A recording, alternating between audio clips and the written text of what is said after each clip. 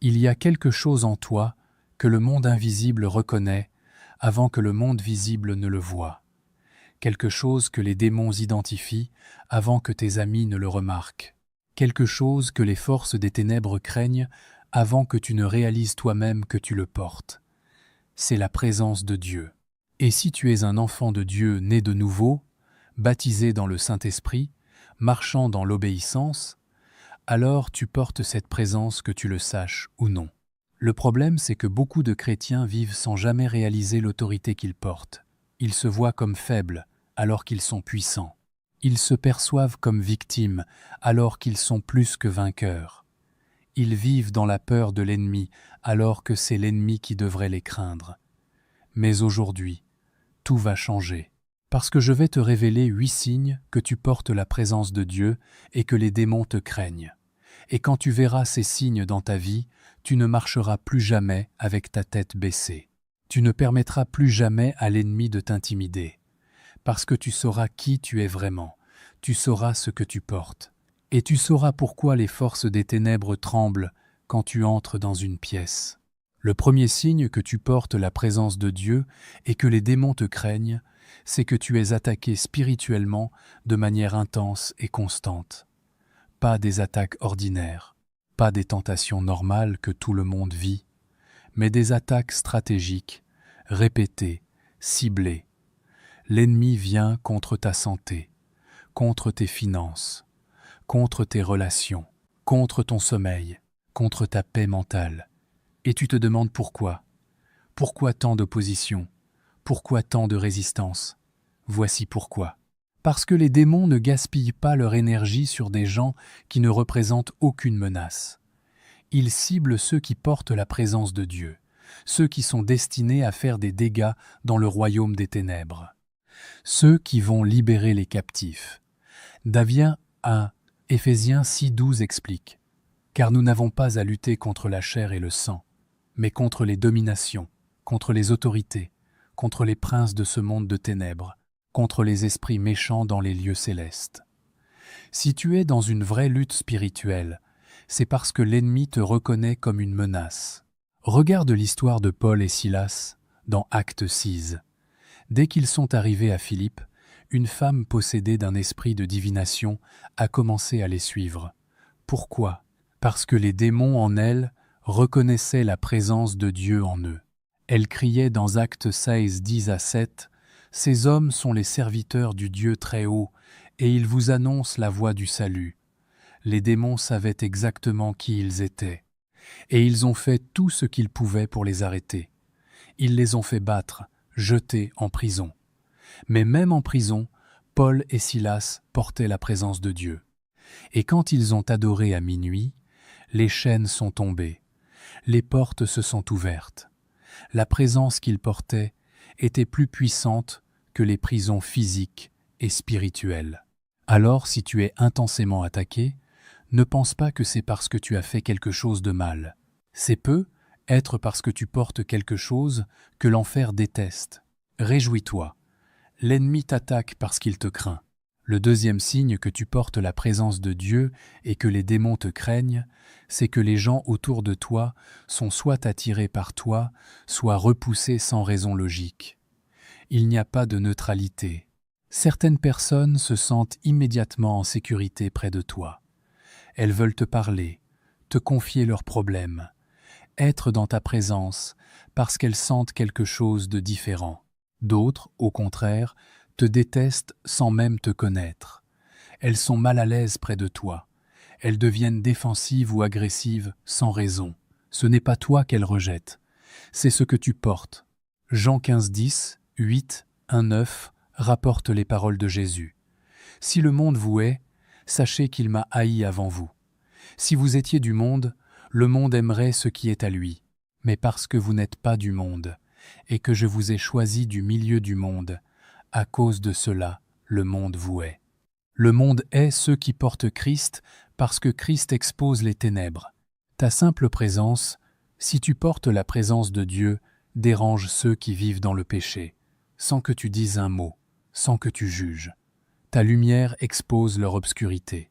Jean 3,20 explique Car quiconque fait le mal est la lumière, et ne vient point à la lumière, de peur que ses œuvres ne soient dévoilées.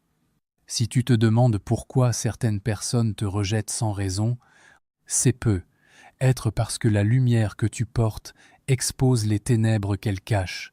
Ne t'en offusque pas. Continue à briller. Mais sois aussi encouragé par ceux qui sont attirés, les âmes brisées, les cœurs blessés, les gens qui cherchent. Ils sentent la présence de Dieu en toi et ils viennent parce qu'ils ont besoin de ce que tu portes. Jésus a vécu cela constamment. Les pécheurs, les publicains, les prostituées étaient attirés par lui, mais les pharisiens religieux le haïssaient, même dynamique. Si tu vis la même chose, c'est un signe que tu portes ce que Jésus portait.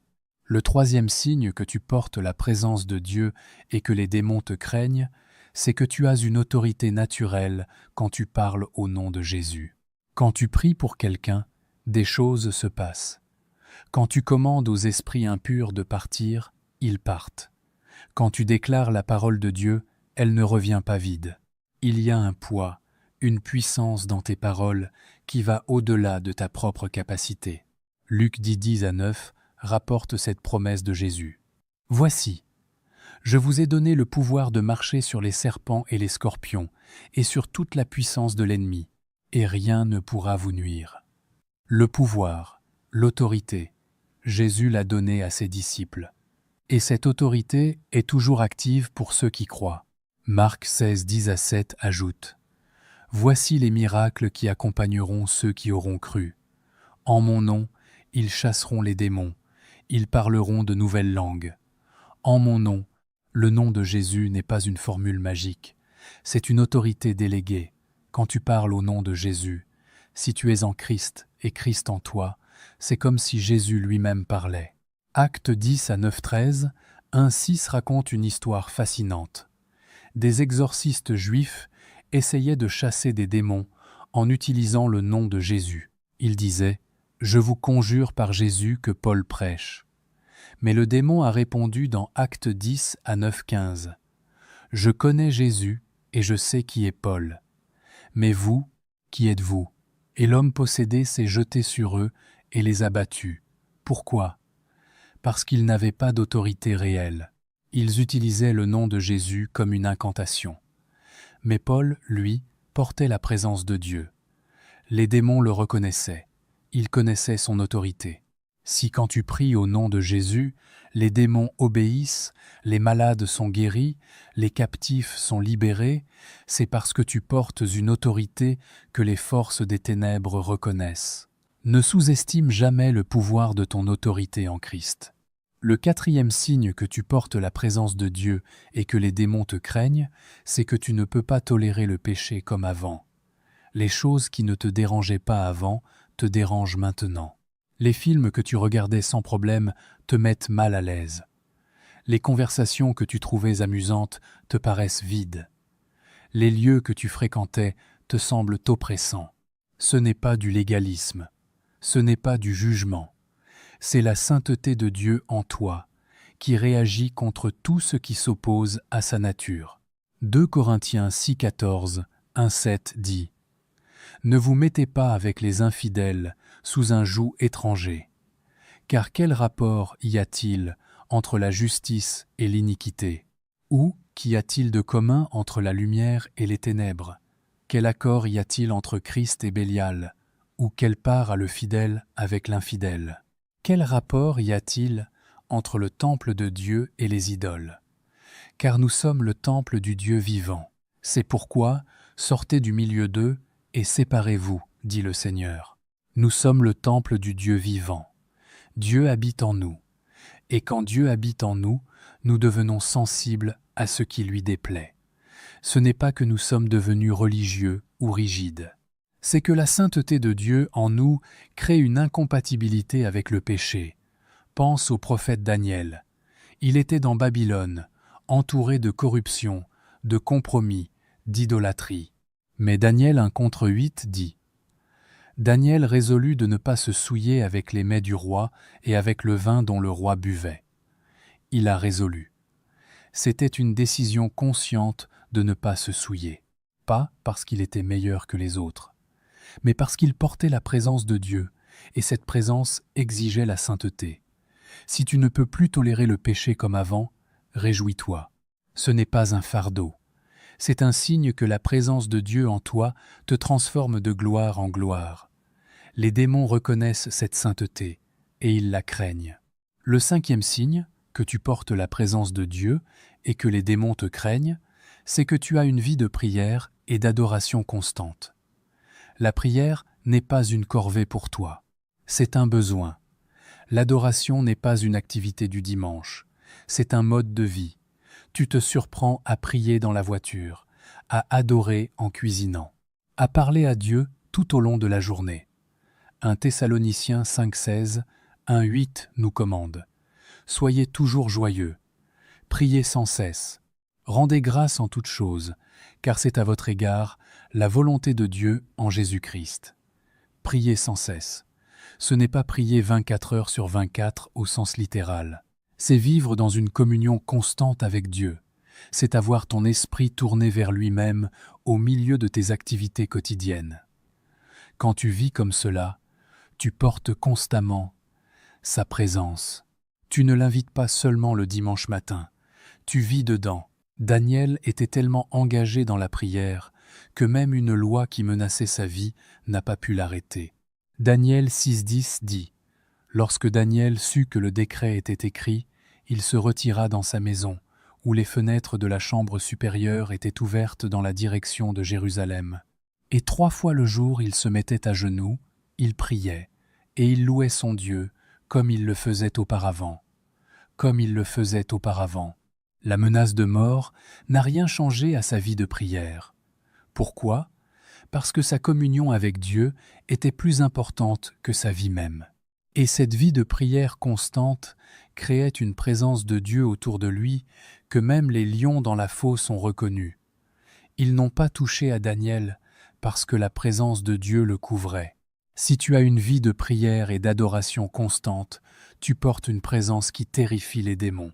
Continue, ne t'arrête jamais.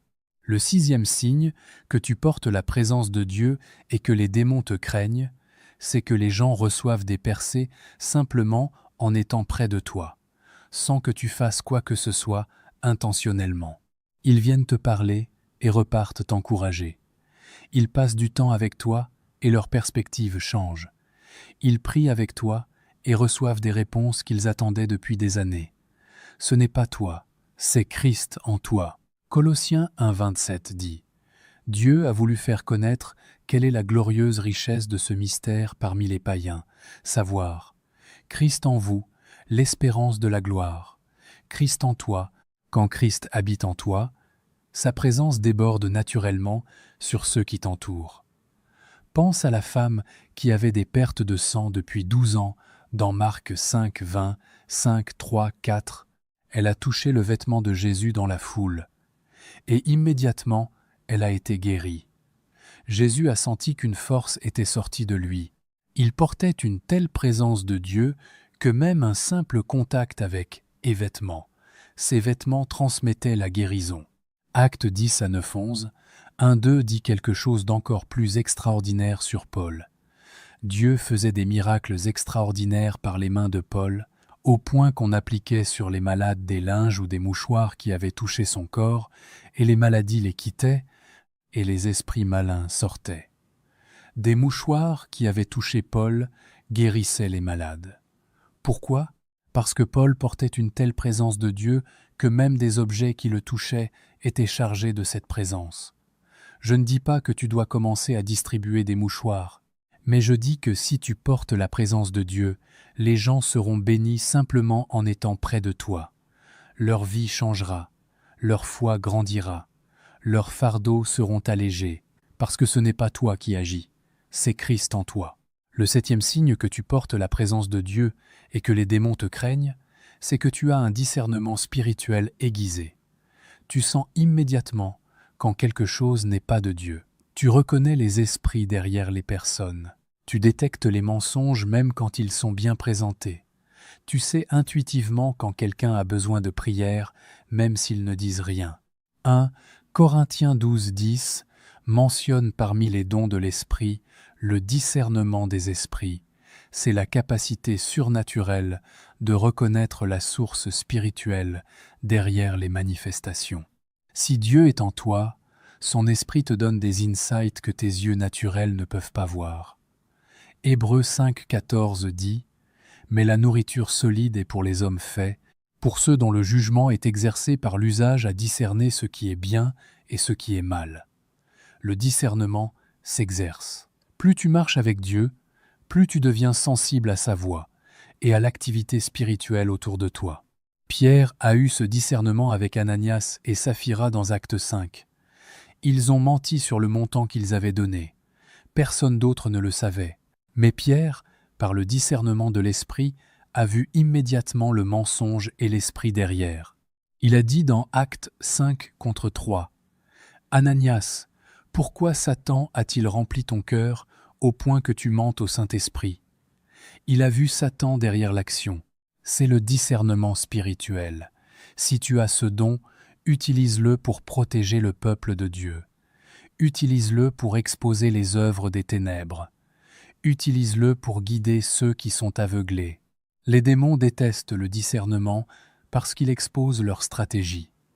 Ils craignent ceux qui peuvent les voir et les démasquer. Le 8e et dernier signe que tu portes la présence de Dieu et que les démons te craignent, c'est que tu vis dans une victoire constante malgré les batailles. Tu es attaqué, mais tu ne tombes pas. Tu es pressé, mais tu ne désespères pas. Tu traverses des épreuves, mais tu en sors toujours vainqueur. 2 Corinthiens 4:8-9 décrit cette réalité. Nous sommes pressés de toute manière, mais non réduits à l'extrémité. Dans la détresse, mais non dans le désespoir. Persécutés, mais non abandonnés. Abattus, mais non perdus. Pressés, mais non réduits. Persécutés, mais non abandonnés. Abattus, mais non perdus. C'est la vie de celui qui porte la présence de Dieu. Les démons peuvent t'attaquer, mais ils ne peuvent pas te détruire, parce que celui qui est en toi est plus grand que celui qui est dans le monde. 1 Jean 4:4 déclare « Vous, petits enfants, vous êtes de Dieu, et vous les avez vaincus, parce que celui qui est en vous est plus grand que celui qui est dans le monde. » Regarde les 3 Hébreux dans Daniel 3. Jetés dans la fournaise ardente pour avoir refusé d'adorer l'idole. Le feu était si intense que les soldats qui les ont jetés sont morts. Mais Shadrach, Meshach et Abednego marchaient dans le feu sans être brûlés. Pourquoi ? Parce qu'ils portaient la présence de Dieu, et la présence de Dieu était plus puissante que le feu naturel. Daniel 3:25 dit que le roi a vu 4 hommes dans le feu. Les 3 Hébreux plus un 4e qui ressemblait au Fils de Dieu. La présence de Dieu était avec eux dans le feu. Si tu traverses des fournaises en ce moment mais que tu ne brûles pas, c'est parce que tu portes la présence de celui qui est plus grand que toute épreuve. Les démons peuvent allumer des feux, mais ils ne peuvent pas te consumer, parce que tu portes la présence du Dieu Tout-Puissant. Alors maintenant que tu connais ces 8 signes, que fais-tu ? Premièrement, réalise qui tu es. Tu n'es pas une victime, tu es un porteur de la présence de Dieu. Deuxièmement, marche dans ton autorité. Arrête d'avoir peur de l'ennemi. C'est lui qui devrait te craindre. Troisièmement, reste dans la sainteté. La présence de Dieu ne cohabite pas avec le péché. Quatrièmement, intensifie ta vie de prière et d'adoration. C'est là que ta présence se recharge. Cinquièmement, utilise ton discernement pour protéger et libérer les autres. Et sixièmement, garde ta foi dans les batailles. Tu es plus que vainqueur par celui qui t'a aimé. Si tu réalises maintenant que tu portes la présence de Dieu et que les démons te craignent, prie cette prière. Accepte ton autorité. Marche dans ta victoire. Père céleste, merci de m'avoir ouvert les yeux. Je réalise maintenant que je ne suis pas faible, je ne suis pas victime, je porte ta présence. Et cette présence terrifie les forces des ténèbres.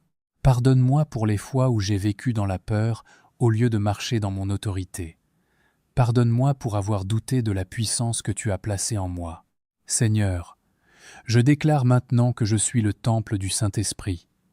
Christ vit en moi, et partout où je vais, je porte ta présence. Les démons doivent obéir quand je parle en ton nom. Les malades sont guéris quand je prie. Les captifs sont libérés quand je déclare ta parole. Parce que ce n'est pas moi, c'est Christ en moi, l'espérance de la gloire.